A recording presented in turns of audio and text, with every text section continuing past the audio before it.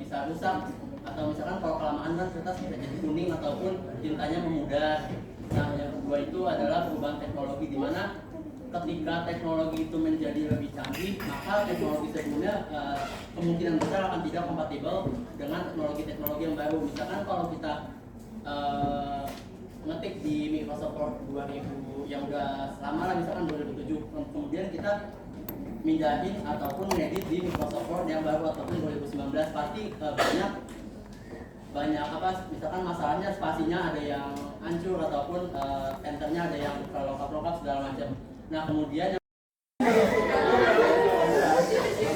selama proses transisi dari elektronik terjadi dalam lingkungan perusahaan, besar kemungkinan lingkungan kerja internal instansi menjadi tidak terkendali. Nah, tidak terkendalinya maksudnya dalam prinsipnya apa? Yang pertama ada akumulasi arsip, dokumen, dan data yang tidak terkontrol. Nah, jadi ada beberapa alasan kenapa tidak terkontrolnya akumulasi arsip dalam digital. Yang pertama adalah kurangnya kebijakan pengarsipan yang jelas dan kurangnya pengawasan selama proses akumulasi.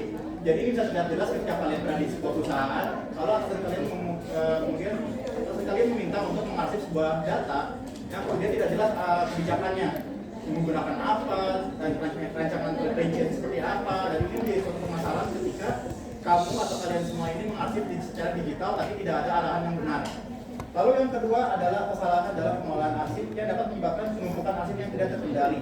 Jadi ini bisa terjadi ketika kalian ini mengolah sebuah arsip, ternyata data yang sudah ada di kantor kalian ini penuh, dan kalian jadi bingung kan gimana caranya untuk mengarsip data ini, karena data ini penting. Tapi ketika kalian mau mengarsip, ternyata drive yang kalian dikirimkan, yang dikirimkan oleh atasan kalian ternyata sudah penuh. Ini menyebabkan masalah yang di lingkungan kerja itu sendiri. Yang ketiga adalah karena biaya informasi yang tidak terkendali ini termasuk ruang penyimpanan yang berlebihan, kesulitan dalam mengidentifikasi informasi yang salah, dan solusinya adalah dengan menerapkan kebijakan pengarsipan yang membatasi jumlah arsip yang disimpan, melakukan pemantauan rutin, dan juga mendidik pengguna tentang pentingnya manajemen arsip yang efektif. Lalu yang kedua, ada pemusnahan arsip, dokumen, dan data yang tidak disengaja. Pemusnahan yang tidak disengaja terjadi karena kesalahan manusia atau human error. Jadi ini mungkin bisa terjadi ketika kalian misklik atau salah pencet. Jadi arsip yang sangat-sangat penting akhirnya terhapus oleh kalian sendiri. Nah, ini bisa menjadi suatu masalah penting ketika data tersebut dibutuhkan suatu saat nanti. Lalu yang ketiga adalah perubahan terhadap arsip dan dokumen oleh pihak yang tidak berhak. Jadi tahu sendiri ya, kalau misalkan kita arsip secara digital, pasti ada aja orang iseng yang ingin mengubah data kalian yang sudah kalian arsip, kemudian untuk menjatuhkan kalian di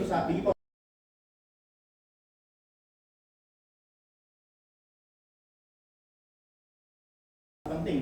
Jadi ketika kalian memasukkan sebuah data, tanggal, waktu, dan jam ketika kalian masukkan sangat penting dan krusial ketika data tersebut ingin diminta dan ingin ditanyakan ke keasliannya atau originalitasnya. Jadi ketika data tersebut ternyata berubah waktu dan jamnya,